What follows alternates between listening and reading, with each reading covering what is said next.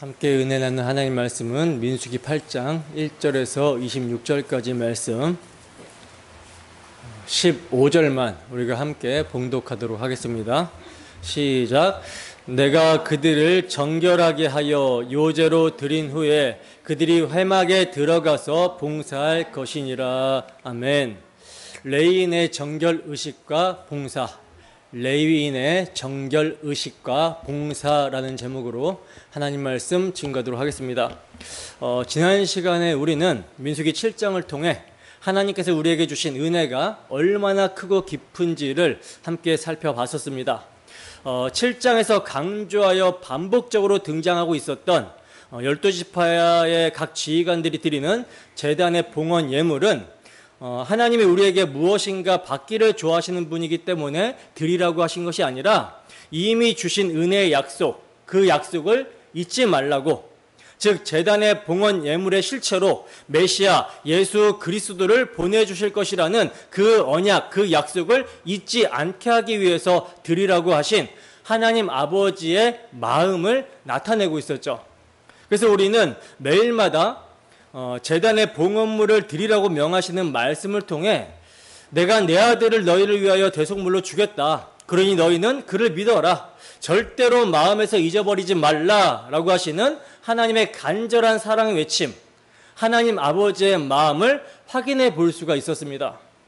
그리고 이제 오늘은 이어서 민수기 8장을 살펴볼 텐데요. 본문은 크게 두 단락으로 나누어 볼 수가 있는데, 첫 번째 단락은요, 1절부터 4절까지의 말씀으로 등대, 곧 성소 안에 놓인 순금 등잔대에 대한 하나님의 명령이 그 내용으로 나오고 있고요. 두 번째 단락은 5절부터 26절까지의 말씀인데, 레위인들을 정결하게 해서 회막에서 봉사하게 하라는 그런 말씀이 내용으로 나오고 있습니다. 자, 그런데 여러분, 우리가 레위인에 대해서는 이미 살펴봤었잖아요. 민수기 3장에서 하나님께서는 레위인을 이스라엘의 처음 난 자를 대신해서 제사장을 돕게 하라고 하셨고, 또 4장에서는 게르손 자손, 고앗 자손, 무라리 자손에게 각각 성막의 직무를 맡기셨어요. 그리고 우리가 지난주에 살펴본 7장에서는 그 직임을 수행하는데, 그러니까 레위 자손들이 그 직임을 수행하는데 필요한 수레와 소도 다 받았습니다. 자, 그렇다면 우리 생각에 이번 장에서는 곧바로 봉사로 나아가면 될 것 같은데, 하나님께서는 그렇게 하지 않으십니다. 왜냐하면 하나님께 봉사하기 전에 반드시 선행돼야 될 것, 그것이 바로 정결함이기 때문이라는 거예요. 그러니까 아무렇게나 하나님께 봉사하고 섬길 수 있는 것이 아니라는 것입니다. 자, 그러면 이를 통해서 하나님은 오늘날 우리에게 무엇을 말씀하시고 있는 것인가? 여러분, 레위인들이 누굽니까? 하나님의 성막에서 섬기며 봉사하는 자들, 즉 하나님의 집에서 섬기는 자들이잖아요.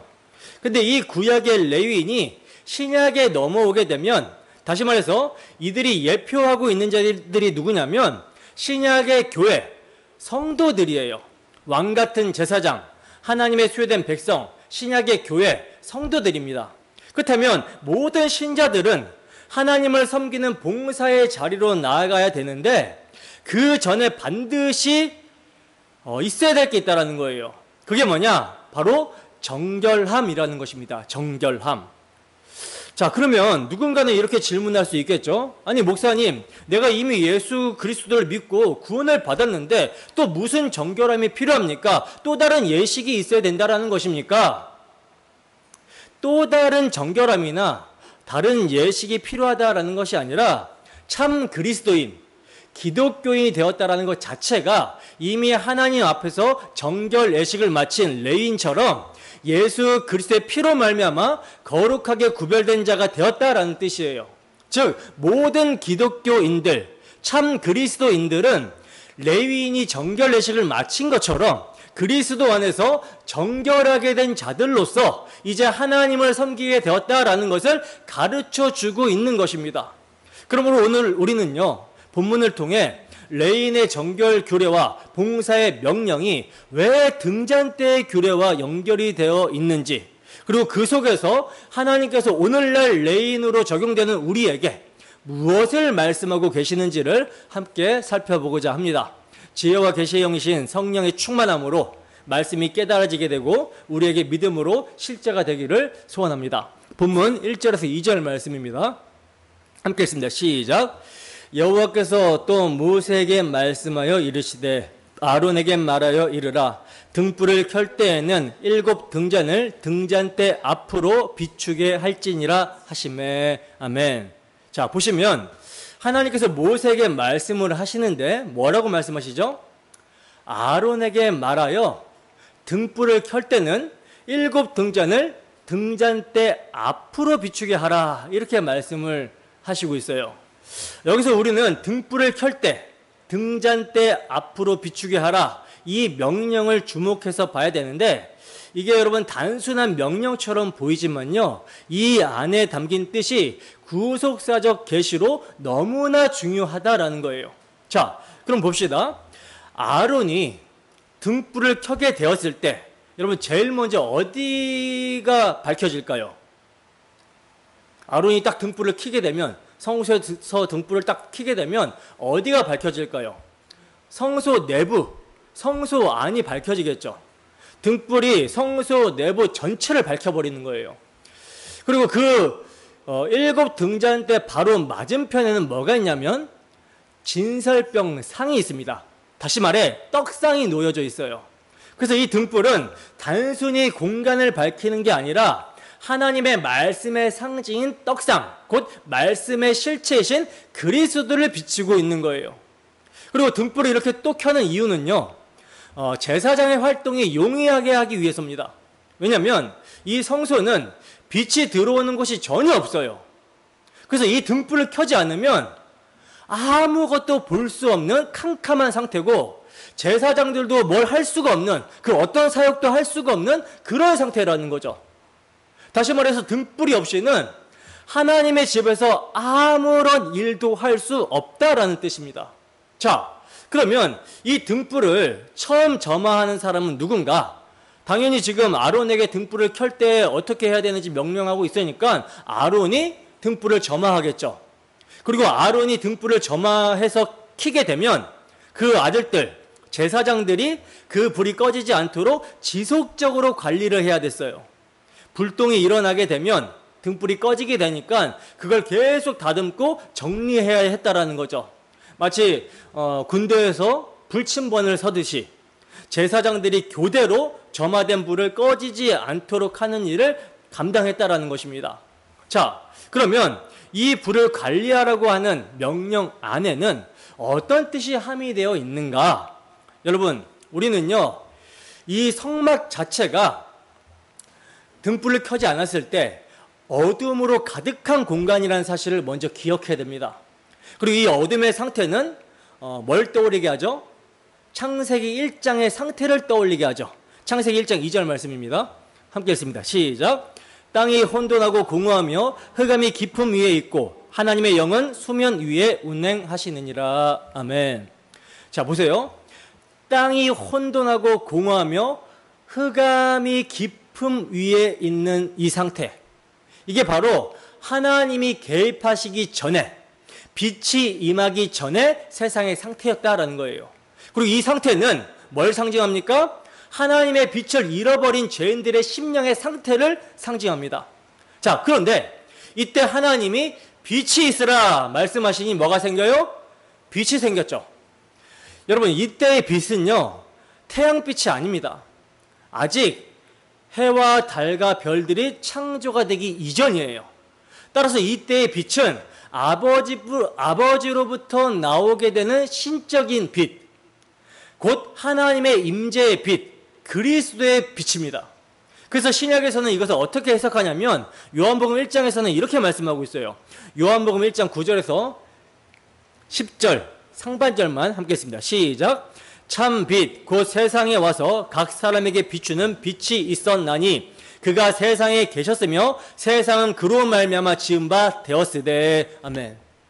자, 보시다시피 참 빛 곧 세상에 와서 비추는 빛을 태초에 하나님과 함께 계셨던 말씀, 곧 세상을 창조하신 성자 하나님으로 요한사도는 말씀하고 있죠. 그러므로 빛이 비추기 전, 그리스도께서 오시기 전, 하나님께서 개입하시기 전의 상태, 하나님이 개입하지 않는 세상의 상태가 혼돈과 공허와 어둠이었듯이 그리스도의 빛이 비추어지지 않은 인간의 상태, 곧 자연인들의 상태 또한 뭐다? 흑암이라는 거예요. 그 안에는요, 어떤 하나님의 일하심도 일어날 수 없다라는 것입니다. 단절의 상태에 있기 때문에. 바로 이것을 뭐가 보여주고 있는 거예요? 성막의 등불을 켜라는 말씀을 통해서 보여주고 있는 거예요. 성막의 등불이 켜지지 않으면 제사장도 일할 수 없고 봉사도 없고 섬김도 없습니다. 예수 그리스도라는 빛이 비춰지지 않으면 죄인의 심령에 어떤 변화가 일어날 수 없다라는 거예요. 자, 근데 이때 등불이 켜지면 어떻게 됩니까? 비로소 성소 안에서 하나님의 일하심이 시작이 됩니다. 제사장의 섬김과 봉사가 시작이 되는 거예요. 그래서 이 불은 절대로 꺼트리면 안 됩니다. 계속 비추어져야 되는 거예요. 언제까지? 참 빛, 곧 세상에 와서 각 사람에게 비추는 빛이 있었나니 라고 하신 대로 참 빛이신 예수 그리스도께서 오실 때까지 모형인 등불을 꺼지지 않게 밝혀야 되는 거예요. 그 빛이신 예수 그리스도께서 이 땅에 오시면요, 성소도 필요 없게 되고요, 등불도 필요 없습니다. 왜냐? 예수님 자신이 성전이시고 예수님 자신이 빛이시기 때문인 거죠. 그러므로 본문에서 이 등불의 의미는 그리스도를 예표하는 것이며, 꺼지지 않게 관리하라고 하시는 명령은 그리스도의 오심을 기다리는 백성들에게 주신 신적 명령인 거예요. 자, 그런데 단지 불을 켜라고만 하시면 될 텐데 왜 하필 7등잔이라고 하셨을까요? 왜 하필 7등잔이라고 하셨을까? 여러분, 바로 이 숫자에도요, 상징적인 의미가 담겨 있기 때문입니다. 7, 성경에서 이 숫자는 어떤 수를 가리키죠? 완전수, 하나님의 수를 의미하죠. 그래서 요한계시록 5장에 보면 죽임을 당한 어린 양, 즉 예수 그리스도를 묘사할 때 7뿔, 7눈을 가졌다라고 말씀합니다. 계시록 5장 6절 말씀을 함께 읽어보도록 하겠습니다. 시작. 내가 또 보니 보좌와 내 생물과 장로들 사이에 한 어린 양이 서 있는데 일찍이 죽임을 당한 것 같더라. 그에게 7뿔과 7눈이 있으니 이 눈들은 온 땅에 보내심을 받은 하나님의 7영이더라. 아멘. 보세요. 일찍 죽임을 당한 것 같은 어린 양이 있는데 이 어린 양이 무엇을 가졌다라고 합니까? 이 어린 양은 예수님이죠. 그죠? 무엇을 가졌다라고 합니까? 7뿔과 7눈을 가졌다라고 그러죠. 그죠? 여기서 뿔은요, 권세와 능력을 의미하고요, 눈은 감찰하시는 것을 의미합니다. 그리고 나아가 어린 양이 가지신 7눈을 부연하여 요한 사도가 설명하기를 뭐라고 하냐면, 이 눈은 온 땅에 보내심을 받은 하나님의 7영이라 말씀을 하고 있어요. 곧 뭘 의미하는 것입니까? 하나님의 성령을 의미하는 거죠. 그러니까 7등불은 단순한 빛이 아니라 하나님의 7영, 곧 성령 하나님의 감찰하심과 역사하심을 상징하는 등불인 거예요. 이해가 되십니까? 자, 바로 이 불빛 앞에서 우리는 뭐 하는 거예요? 하나님을 섬기고 예배하고 봉사하는 거예요. 그러므로 레인의 봉사를 오늘날 우리의 섬김에 적용해 본다면 우리의 모든 봉사와 헌신은 성령 하나님의 감찰하심 아래 그분의 임재 앞에서 드려지는 거룩한 행위라는 사실입니다. 바로 이것이 코람데오죠. 하나님 앞에서의 삶이에요. 따라서 우리가 진정 하나님 앞에서 섬기고 있다는 인식이 분명하다면요, 우리의 태도는 반드시 어떻게 되게 되어 있어요? 달라지게 되어 있다라는 거예요. 시편 139편 1절에서 4절 말씀입니다. 함께 했습니다. 시작. 여호와여, 주께서 나를 살펴보셨으며 나를 아시나이다. 주께서 내가 앉고 일어섬을 아시고 멀리서도 나의 생각을 밝히 아시오며 나의 모든 길과 내가 눕는 것을 살펴보셨으므로 나의 모든 행위를 익히 아시오니 여호와여, 내 혀의 말을 알지 못하시는 것이 하나도 없으시니이다. 아멘. 보세요. 시편 기자는 하나님이 나를 살펴보시고 아신다고 합니다. 내가 앉고 일어섬을 아시고 나의 생각을 아시며 나의 모든 길과 눕는 것과 나의 모든 행위를 아신다. 내 혀에 말하는 것을 다 아신다라고 말씀합니다. 에레미야 선지자는요, 하나님께서 우리의 심장과 폐부를 살피신다라고 말씀하고 있어요. 그러니 여러분, 이렇게 하나님이 모든 걸 아시고 보시는 분이라는 인식이 있으면 어떻게 되겠습니까? 하나님을 섬길 때마다 정말 주의를 기울이게 되겠죠. 정결함을 유지하려고 애를 쓰게 되겠죠. 뿐만이 아니라 혹 실수하고 실족했을지라도요, 두려워 떨며 낙심하고 주저앉지 않을 수 있습니다. 왜냐? 하나님이 우리를 외면하시지 않기 때문이라는 거예요. 우리를 눈동자같이 감찰하시는 하나님은요, 우리를 보실 때 당신의 아들이 대속하신 그 대속의 피 아래에서, 당신의 아들이 대속의 피로 신 언약 안에서 우리를 보시기 때문에 혹여 우리가 실수를 하고 실족했을지라도 아들의 피를 의지하여 일어설 수 있게 하신다라는 거예요. 우리를 영원한 속죄로 사랑하신 이로 말미암아 다시 용기를 내서 일어서서 담대하게 나아갈 수 있게 하신다라는 것입니다. 그래서 이 코람 데오, 하나님 앞에서의 삶은요, 그리스도인들의 삶에서 필수입니다. 너무나도 중요하다라는 거예요. 자, 그리고 한 가지 더, 등잔대 앞을 지금 비추라고 하시잖아요. 등잔대 앞을. 그 등잔대 앞에 뭐가 있다라고 그랬죠? 아까 말씀드렸잖아요. 진설정상, 곧 떡상이 있다라고 그랬죠. 등잔대의 그 빛이 바로 뭘 비추고 있느냐? 말씀을 비추고 있는 거예요. 떡은 하나님의 말씀, 곧 말씀이 육신이 되어 오신 예수 그리스도를 상징합니다. 따라서 등불이 상징하고 있는 성령의 조명함 없이는 이 떡, 이 말씀을 우리가 이해할 수 있다 없다? 이해할 수 없다라는 거예요. 그래서 이 장면은 분명히 말씀하고 있는 겁니다. 하나님의 말씀은 성령의 빛으로만 밝히 드러난다. 그렇습니다. 여러분, 성령의 조명하심이 없으면요, 우리는 말씀을 자기 생각으로 얼마든지 왜곡하고 자기 철학으로 해석을 하게 돼요. 결국 성경은 그렇게 되면 인간 중심의 도덕 교과서가 되고 마는 것입니다. 신본주의가 아니라 인본주의가 되고 말아요. 그러므로 성령의 조명을 받기 위해서 반드시 필요한 것이 있는데 그게 뭐냐? 바로 심령의 가난함, 겸손입니다. 자기 지혜를 자랑하는 사람은요, 성령의 조명을 절대 받을 수가 없어요. 말씀의 저자이신 성령 하나님 앞에 겸손히 무릎을 꿇고 그분의 빛을 구하는 자만이 참된 말씀의 뜻을 깨달아 하나님을 섬길 수 있게 되는 것입니다. 그래서 바울 사도도 성도들을 위해서 간구하기를 가장 먼저 무엇을 구합니까? 지혜와 계시의 영, 성령을 구하고 있는 거예요. 지혜와 계시의 영, 성령을 주시사 누구를 알게 해달라? 하나님을 알게 해달라.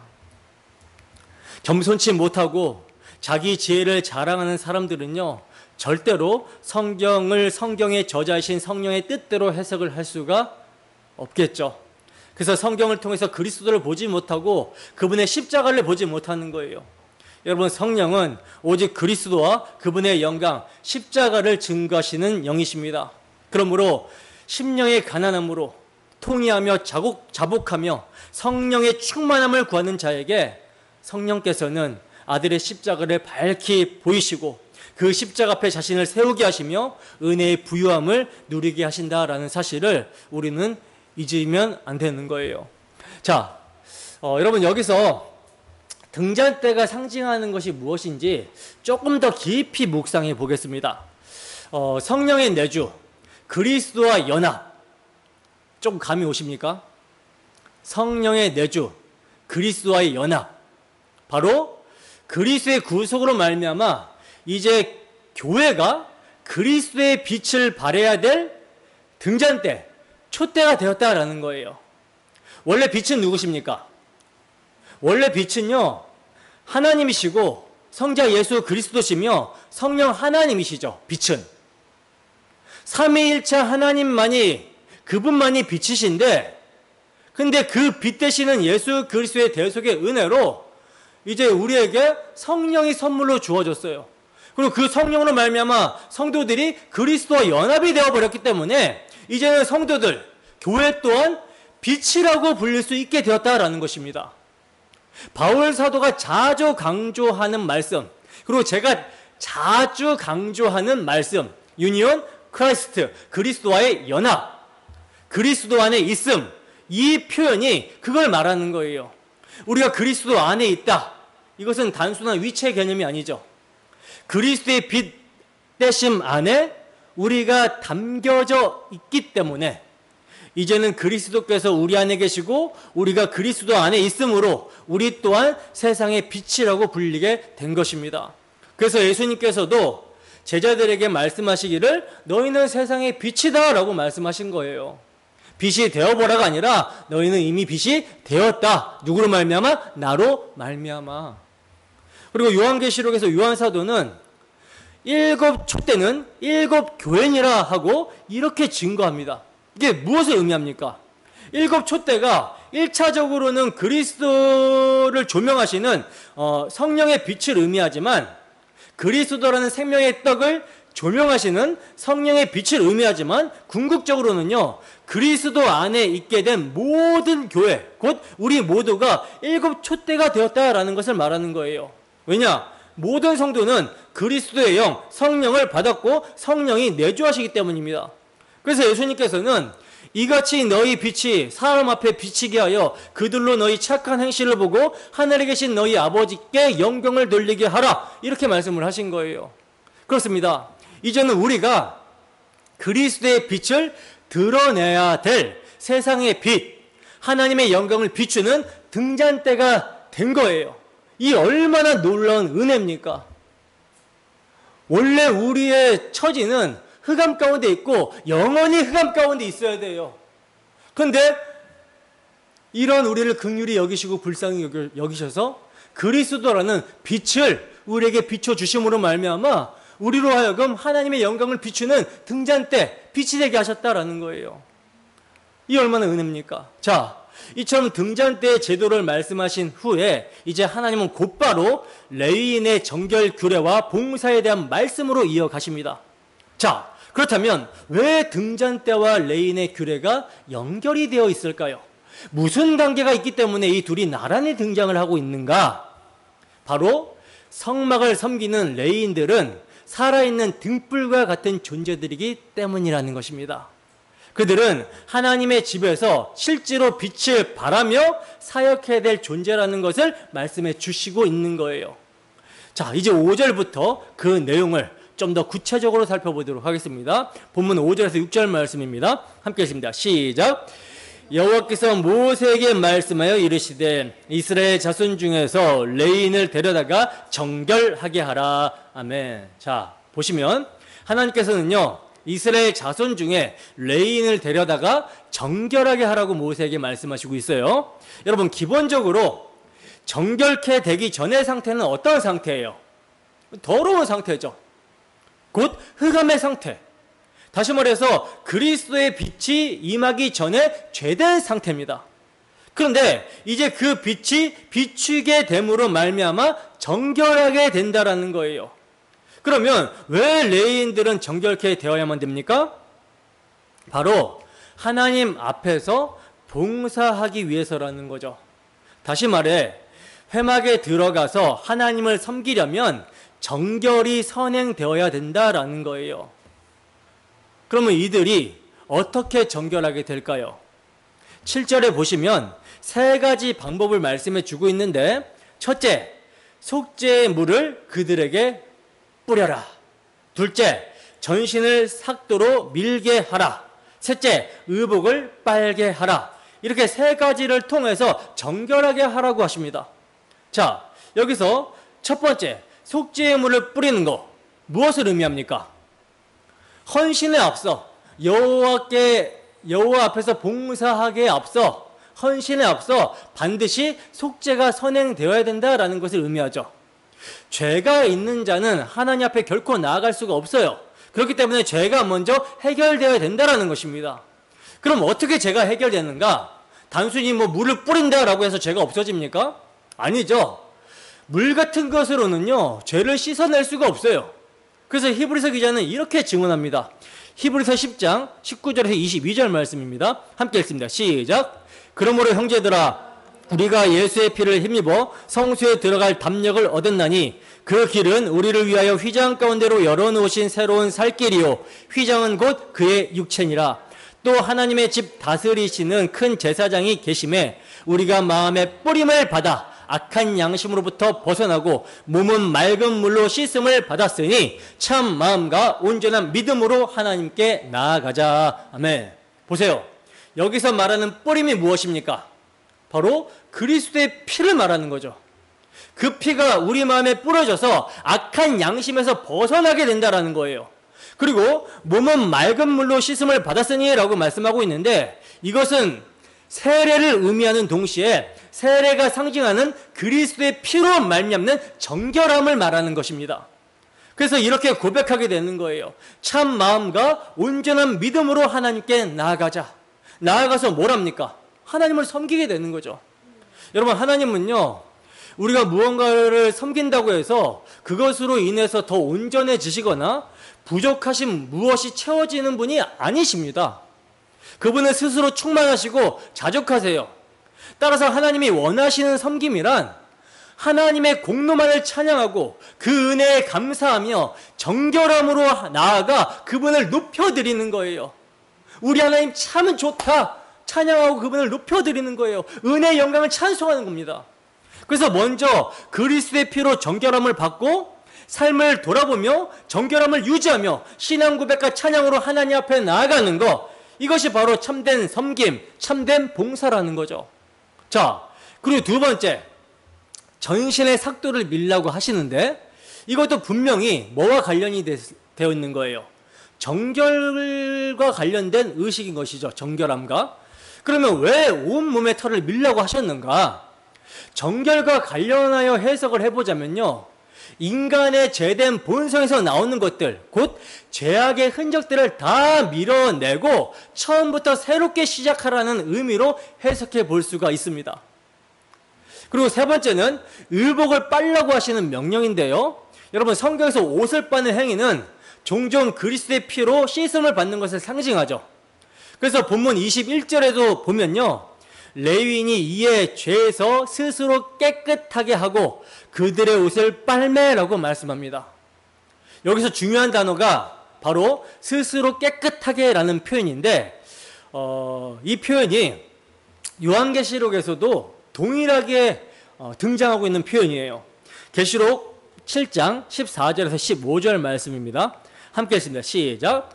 내가 말하기를 내 주여 당신이 아시나이다 하니 그가 나에게 이르되 이는 큰 환난에서 나오는 자들인데 어린 양의 피에 그 옷을 씻어 희게 하였느니라. 그러므로 그들이 하나님의 보좌 앞에 있고 또 그의 성전에서 밤낮 하나님을 섬김에 보좌에 앉으신 이가 그들 위에 장막을 치시리니. 아멘. 보세요. 어린 양의 피로 뭐 한다라 그래요? 씻어 그 옷을 희게 했다라고 그러죠. 그리스도의 피로 그 옷을 빨았다라는 거예요. 이게 뭐예요? 정결함입니다. 이렇게 정결하게 된 자가 하나님의 보좌 앞에 있고 하나님의 성전에서 밤낮 하나님을 섬긴다라고 말씀을 하고 있어요. 그러니까 그리스도의 피로 정결하게 된 성도는 이제 하나님의 보좌 앞에 나아가 하나님의 성전, 예수 그리스도의 몸된 교회를 밤낮으로 섬길 수 있게 되었다라는 것입니다. 자, 그런데 여기서 우리가 주목해야 될 것이 있는데 그게 뭐냐? 정결케 되는 것은 맞는데 스스로 깨끗하게 라는 표현에 우리는 주목을 해야 됩니다. 스스로 깨끗하게. 왜냐? 오늘날 우리가 그리스도의 피로 정결하게 되었다라고 하는 이 진리를 너무나도 당연하게 여긴 나머지 나는 이제 깨끗함을 받았지 하고 거기에 멈추는 경우가 너무나도 많기 때문이라는 거예요. 그래서 스스로 깨끗하게 라는 표현이 무엇인지를 우리는 주목해 봐야 되는 것입니다. 왜 본문 21절에서는 굳이 스스로라는 단어를 사용했을까요? 이것은요, 참된 의미의 정결이 단순히 의식으로 끝나는 것이 아니라 그리스도의 피로 정결함을 정결함을 받은 자들은 자신의 삶 속에서 날마다 자신을 돌아봐야 된다라고 하는 책임이 따른다라는 뜻입니다. 다시 말해서 하나님의 은혜로 그리스도 안에서 정결함을 입은 우리는 이 은혜의 기초에서 세속에 물들지 않는 삶, 구별된 삶, 성별된 삶을 스스로 살아가야 된다라는 거죠. 그러니까 이 옷을 빠는 행위, 이 성별의 삶은요, 누가 대신 살아줄 수 있는 것이 아니라는 것입니다. 우리가 해야 될 우리의 책임이라는 거예요. 우리의 영혼을 깨끗하게 하신 분은 오직 그리스도죠. 그래서 오직 그리스도의 공로로 그렇게 해주신 하나님이시지만 이제 그 정결함을 날마다 삶 속에서 누리며 보존하며 살아가는 것은요, 우리가 감당해야 될 몫이라는 거예요. 물론 이 성화의 삶을 살아가는 가운데서도 하나님의 은혜는 여전히 유효합니다. 여전히 주님의 은혜가 아니면 하루도 거룩하게 살 수가 없어요. 그리스도 안에서 거룩을 드러내며 나타내며 살 수가 없어요. 오직 은혜입니다. 그러나 그 은혜에 입각한 사람들의 반응, 열매가 뭐냐? 그리스도의 피를 의지하여 삶의 정결함, 거룩함을 나타내는 거예요.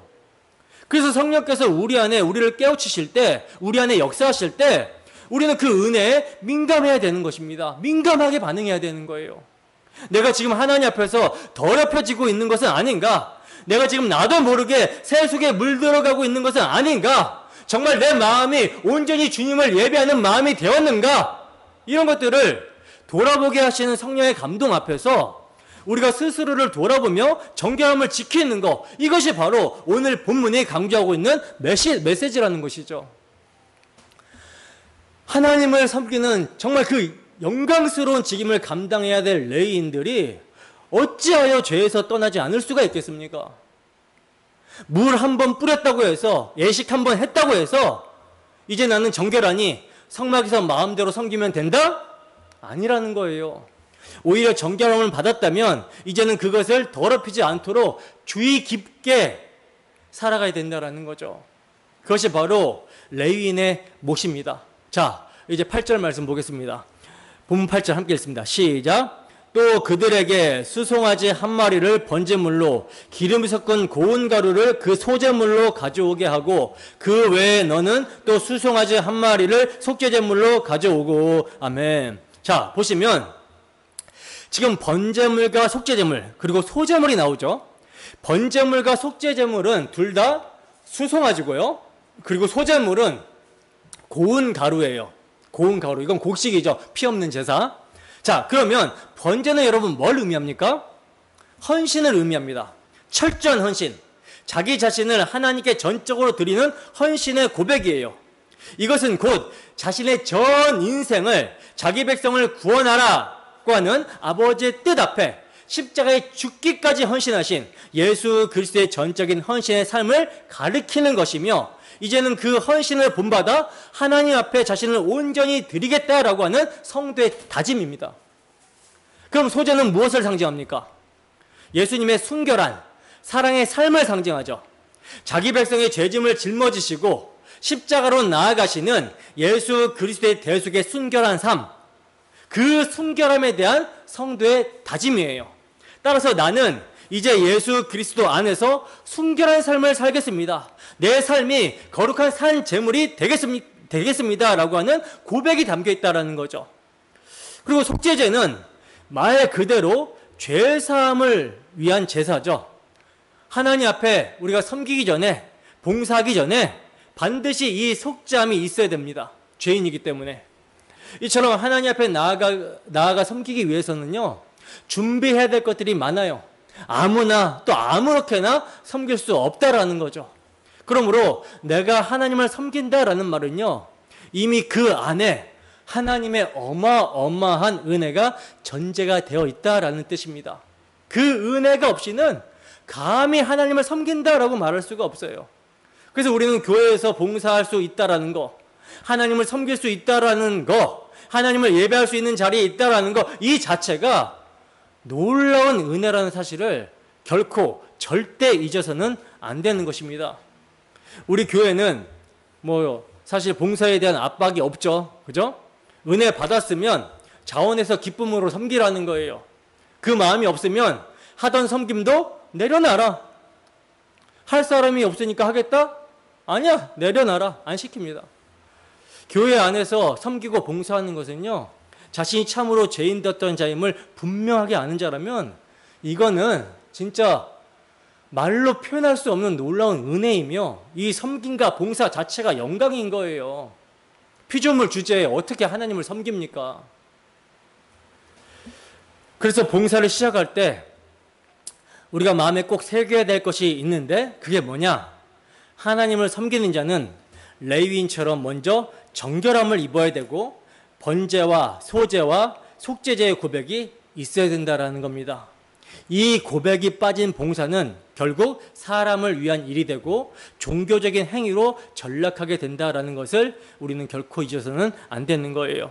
자, 이제 10절 말씀을 보겠습니다. 본문 10절 함께 했습니다. 시작. 레위인을 여호와 앞에 나오게 하고 이스라엘 자손이 그들에게 안수하게 한 후에. 아멘. 자, 보세요. 지금 보시면 레위인을 여호와 앞에 나오게 하라고 하시죠. 그리고 이스라엘 자손이 그들에게, 레위인들에게 안수하게 하라고 말씀을 하고 있어요. 자, 근데 이스라엘 자손이 전부 다 안수할 수는 없겠죠. 수백만 명이니까요. 그래서 대표를 세웠을 거예요. 문맥상 거의 확실한 것은요, 바로 장자들을 대표로 세웠을 것입니다. 왜냐? 레위인이 세워진 배경이 바로 이스라엘의 장자들을 대신하기 위한 것이기 때문이잖아요.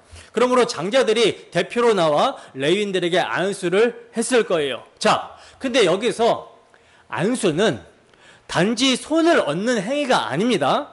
두 가지의 깊은 의미가 담겨 있는데 첫 번째는 위임이에요. 위임. 자신들이 해야 될 사명을 레위인들에게 맡기는 거죠. 그리고 두 번째는요, 전가입니다. 전가. 자신들이 감당해야 될 헌신과 책임을 레위인들에게 넘겨주는 거예요. 그러니까 안수는 단지 형식이 아니라 하나님의 섬김에 대한 책임과 헌신을 전가하고 위임하는 거룩한 행위라는 거죠.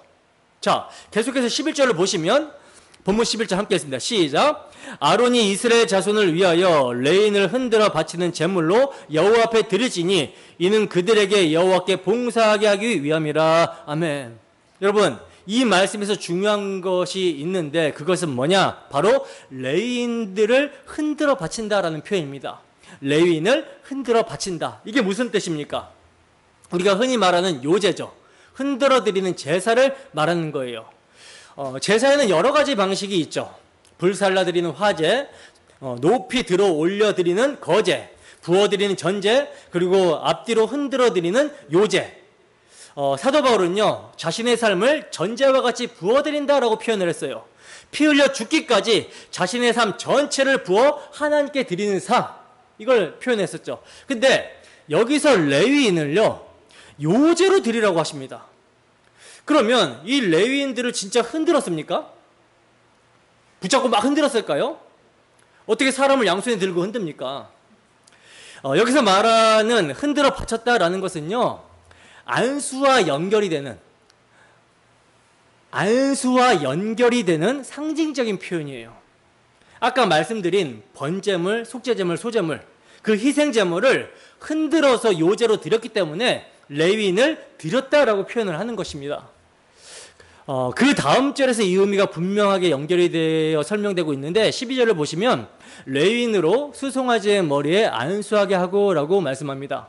그리고 그 하나는 속죄 제물로, 하나는 번제 제물로 여호와께 드려 레위인을 속죄하게 하고 레위인을 아론과 그의 아들들 앞에 세워 여호와께 요제로 드려라, 이렇게 말씀을 하고 있어요. 그러니까 문맥적으로 볼 때 레위인을 요제로 드린다라는 것은 뭐예요?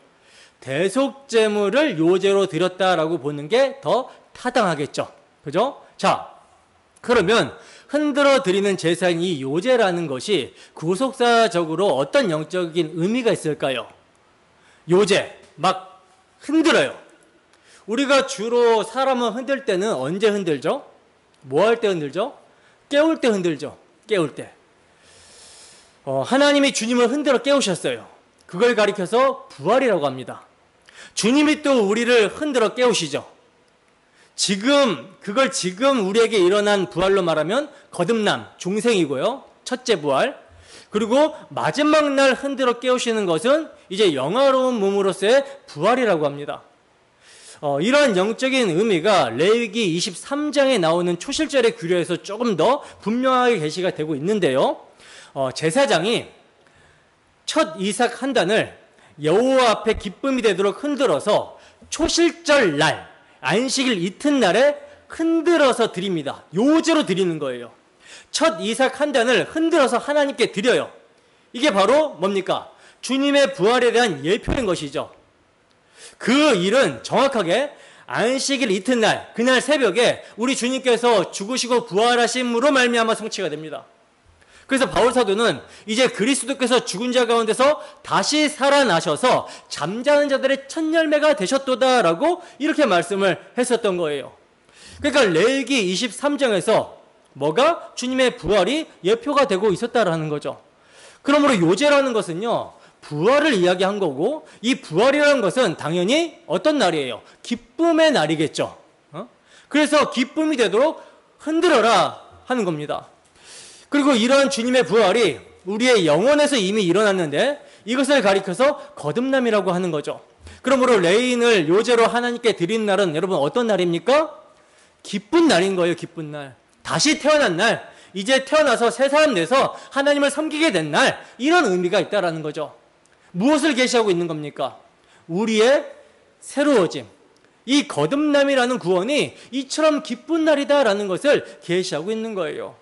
구약 성경에서 이렇게 기쁜 날이 바로 너희들의 구원이야 라고 계속해서 희미한 빛으로 비춰주고 있었는데, 그리고 이제 빛이신 그리스도께서 오셔서 그 빛을 밝히 드러내어 보여주시고 있는데, 아직까지 모세의 수건이 마음에 덮고 있는 것처럼 그렇게 보지 못하고 있다면 그 얼마나 답답한 노릇입니까? 우리의 존재가 하나님 앞에 기쁨으로 드려졌다라는 것을 감사하며 정말 찬송할 수 있었으면 좋겠습니다. 여러분, 레위인들이 정결하게 되어서 여호와께 봉사할 수 있게 된 것은요, 오직 그들을 위해서 대신 죽임을 당한 속죄 제물과 번제물로 말미암음이에요. 따라서 번제물과 속죄 제물은 우리를 대신하여 하나님께 내어 드리신 그리스도의 보혈, 그리스도의 살과 피를 의미하고 있는 것이죠. 그러므로 우리는 그리스도를 통하여서 하나님을 섬길 수 있는 자가 되었다라는 거예요. 그러니 예수 그리스도의 구속, 그 속량으로 말미암아 우리가 요제로 들려졌음을 기뻐할 수 있었으면 좋겠습니다. 자, 이제 19절 보겠습니다. 내가 이스라엘 자손 중에 레위인을 취하여 그들을 아론과 그의 아들들에게 주어. 자, 하나님께서 레위인을 누구에게 주신다라고 말씀하고 있어요? 제사장에게 주신다라고 말씀하고 있어요. 왜 주시죠? 이어서 보면요, 그들로 회막에서 이스라엘 자손을 대신하여 봉사하게 하며 또 이스라엘 자손을 위하여 속죄하게 하셨으니 라고 합니다. 이는 이스라엘 자손이 성소에 가까이 할 때 그들 중에 재앙이 없게 하려 하였습니다. 이렇게 말씀을 하고 있어요. 그러니까 레위는요, 먼저 하나님께 요제로 드려지고 그런 다음 제사장에게 선물처럼 주어지는 존재예요. 왜 그렇습니까? 제사장의 일을 돕는 조력자이기 때문이라는 거죠. 이들은 성막에서 실질적인 봉사를 담당하는 사람들입니다. 근데 왜 이들이 봉사를 해야 되는가?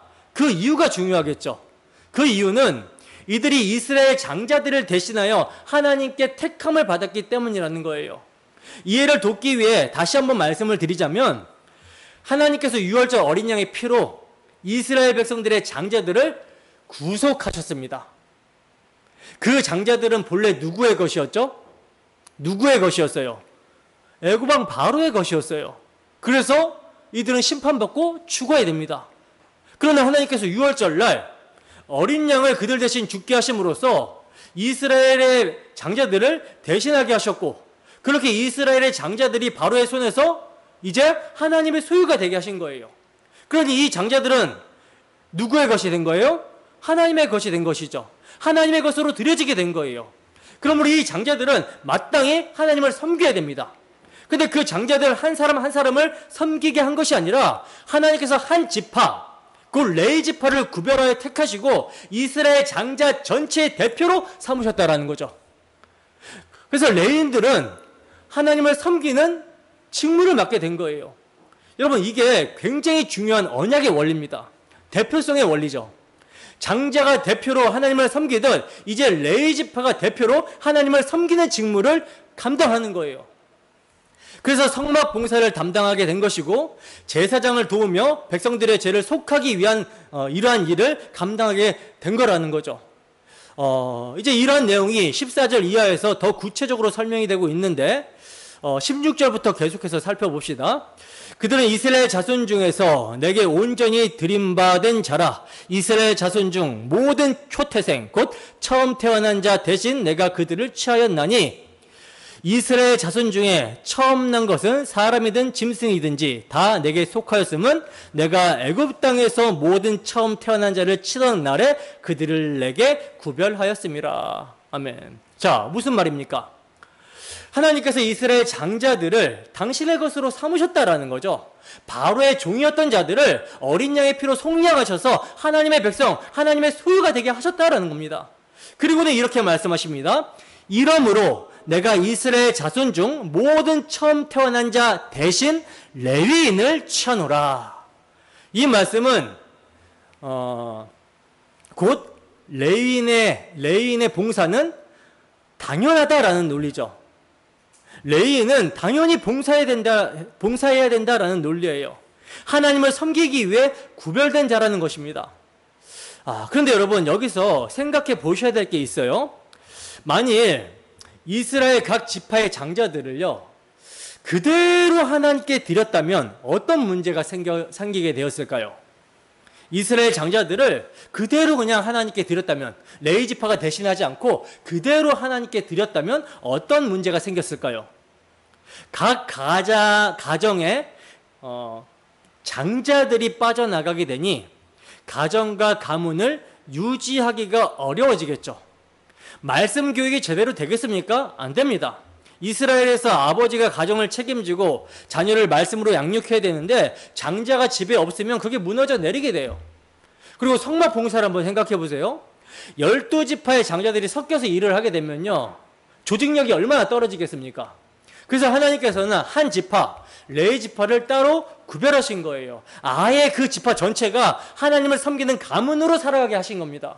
이것이 얼마나 여러분 효율적이고 또 복된 섭리입니까?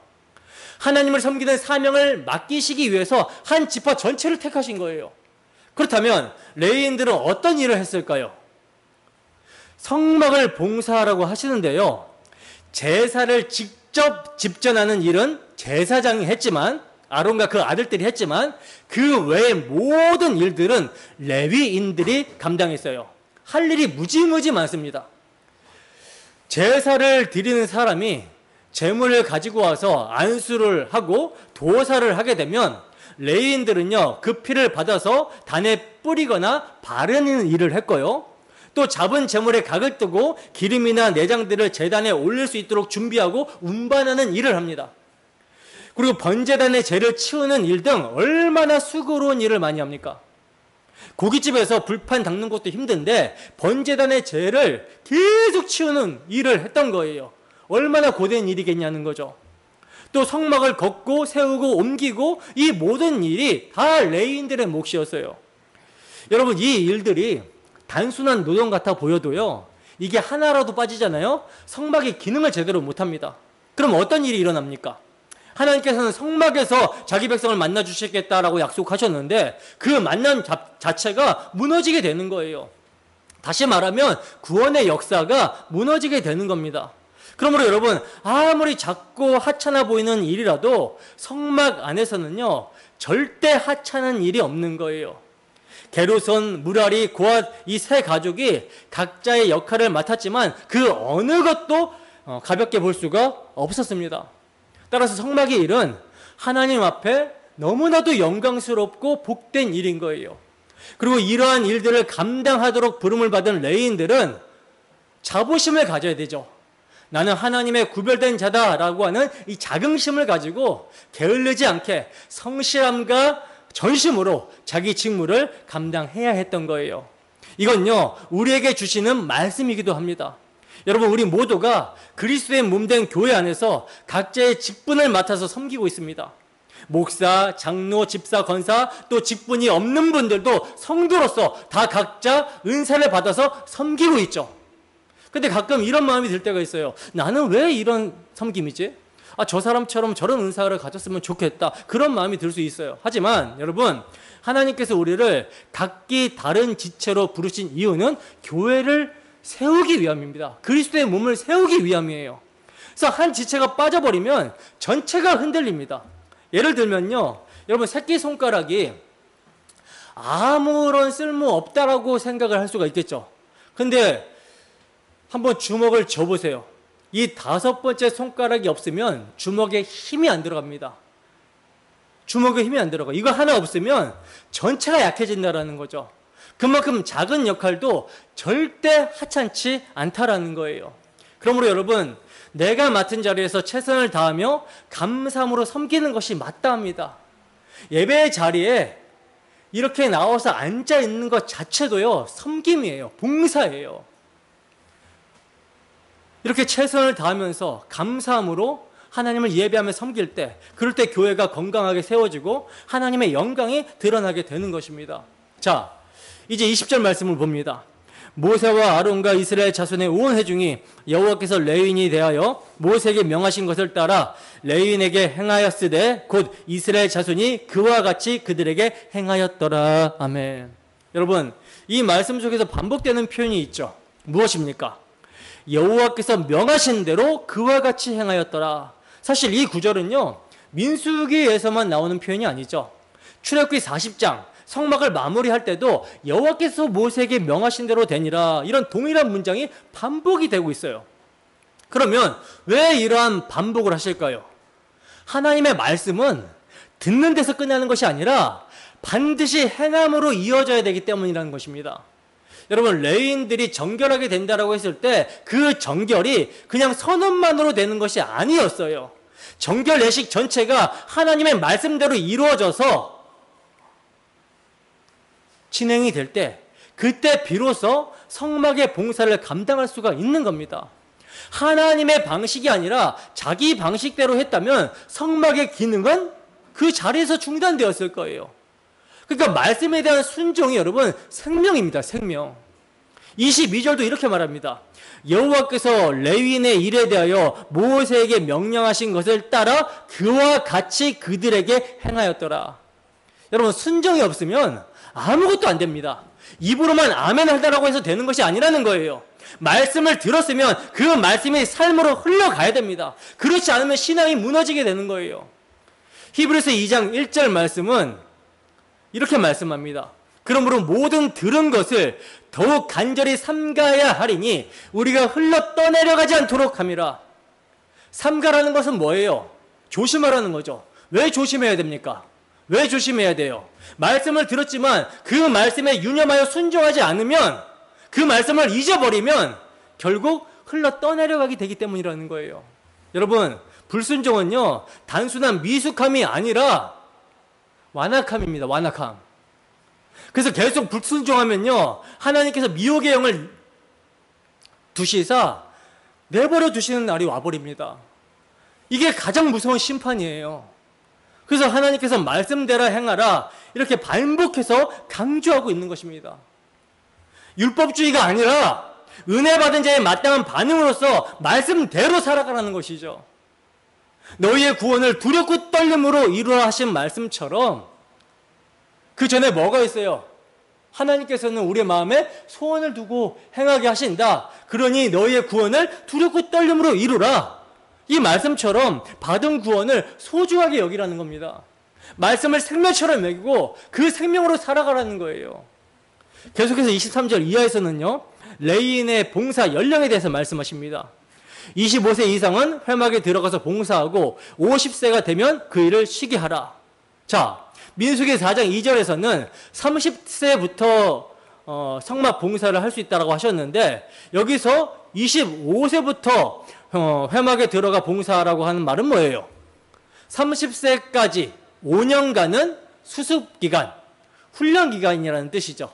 이게 무슨 의미입니까? 하나님을 섬기려면요, 훈련 필요하다. 하나님을 섬기려면 준비가 되어야 된다라는 거예요. 그러니까 함부로 섬기는 것이 아닙니다. 성막의 봉사는 거룩한 일이기 때문에 실수하면 죽을 수도 있어요. 그러니 말씀대로 준비하고 말씀대로 섬기라는 것입니다. 그리고 또 50세가 되면 그 직무에서는 물러가게 하시죠. 왜냐? 그만큼 성막의 일은요, 육체적으로 고되고 또한 실수하면 안 되는 일이기 때문이에요. 그러나 은퇴한 후에도 형제들과 함께 회막을 돕는 직무는 계속하라고 하십니다. 그러니까 완전한 은퇴가 아니에요.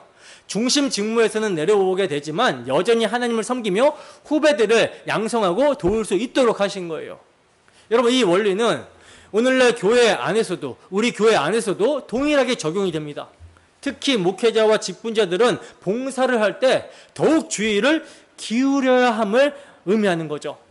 말씀을 바르게 해석하고, 목회자는 말씀을 바르게 해석하고 성령의 조명 아래서 조심스럽게 복음을 전해야 되고요, 또 담대하게 전해야 되고, 봉사를 할 때, 직분자들이 봉사를 할 때는요, 복음에 입각해서 각각 은사를 받은 대로 하나님의 여러 가지 은혜를 맡은 선한 청지기 같이 서로 봉사해야 되는 겁니다. 그리하여 범사에 우리 구주 예수 그리스도로 말미암아 하나님 아버지께 영광을 돌려야 되는 거라는 거죠. 자, 그런데 왜 목회자에게 정년이라는 나이가 필요합니까? 사람마다 체력과 이해력의 차이는 있지만 말씀의 전달력이 떨어질 수 있기 때문이라는 거예요. 아무래도 나이가 먹으면 그렇게 되겠죠, 그죠? 이건 단순한 기능 문제가 아니라 기능이 떨어져서 실수하게 되면 말씀의 논지가 흐려지게 되고 복음의 순전함이 영향을 받을 수 있기 때문에 정년이라는 것이 있는 겁니다. 이렇게 주의를 기울여야 되는 것은 근데 목회자뿐만이 아니죠. 하나님께 구별된 모든 레위인들, 곧 그리스도의 몸된 교회를 섬기는 모든 성도들은요, 자신에게 맡겨진 봉사에 대해 더욱 주의 깊이 주의를 해야 된다라는 말이에요. 무엇을 조심해야 됩니까? 여러분들이 예배를 드리러 나오면서 섬기면서 무엇을 주의해야 됩니까? 무엇을 조심해야 됩니까? 내가 지금 어떤 마음으로 섬기고 있는지, 나는 정말 그리스도의 피로 정결함을 받은 자로서 성령 안에서 섬기고 있는지, 그리고 형제 자매들을 돌보면서, 그들의 삶을 돌보면서 함께 주님의 몸된 교회를 세워가고 있는지, 이런 것들을 조심하고 점검하라는 것입니다. 등잔대가 떡상을 비추고 성소를 밝히듯 우리는 성령의 조명 아래서 말씀을 보고 그 말씀대로 주의를 기울여서 교회를 섬겨야 된다라는 거예요. 그렇게 살아가야 된다라는 것입니다. 특히 말씀을 맡은 자들은 더욱 정직하게 성령이 조명하신 대로 말씀을 전해야 됩니다. 그럴 때 우리가 세상의 빛으로 부름에 합당한 그런 삶을 살아갈 수가 있는 거예요. 사랑하는 여러분, 우리는 지금 7 등불이신 하나님 앞에 서 있습니다. 코람 데오, 하나님 앞에서 살아가는 자로서 하나님께 드려진 레위인처럼 우리도 하나님께 구별된 자로 늘 정결하게 하시는 예수의 피를 힘입어 주님 부르실 그날까지 감사함으로, 신실함으로 맡겨진 사명을 끝까지 감당하는 우리 모두가 되기를 주님의 이름으로 축원합니다. 기도하겠습니다.